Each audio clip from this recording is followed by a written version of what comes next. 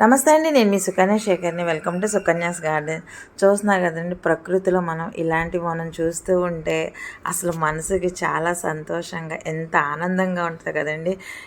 ఇప్పుడు మార్నింగ్ 8 అవుతుంది. ఎంత ఎండ ఉన్నా సరే ఈ ఫ్లవర్స్ని చూసేసరికి ఎండని సైతం కూడా లెక్క చేయకోకుండా ఫ్లవర్స్ని చూస్తూనే ఉన్నామండి. ఇంకా మొగ్గలతో అండి, ఇవైతేనండి ఈ మంత్ అంతా ఇలా బాగా పూస్తూనే ఉంటాయి. చాలామంది అంటారు మనం మొక్కలు పెంచడం ప్లేస్ లేదా అని. ఇలా ఒక్క దుంపేస్తే చాలండి, ఇలాగ ఈ దుంపలు పక్కన నుంచి చిన్న చిన్న దుంపలు వస్తూ ఉంటాయి అన్నమాట. ఇవి క్యాక్టస్ జాతికి చెందినవి. దీనికి వాటర్ పోయిన అవసరంలా, లేకపోతే మెన్యూర్ అయిన అవసరం ఏమీ అవసరం లేదండి. మనం నాటుకునేటప్పుడే అన్నీ కలిపిన సాయిల్లో ఇది కనుక చిన్న దుంప పెట్టుకుంటే చాలండి. ఇంత అందమైన పూలు సంవత్సరానికి ఒక్కసారి పూసినా చాలండి. అదొక అసలు మనసుకి ఎంత ఆనందంగా ఉంటుందో కదా.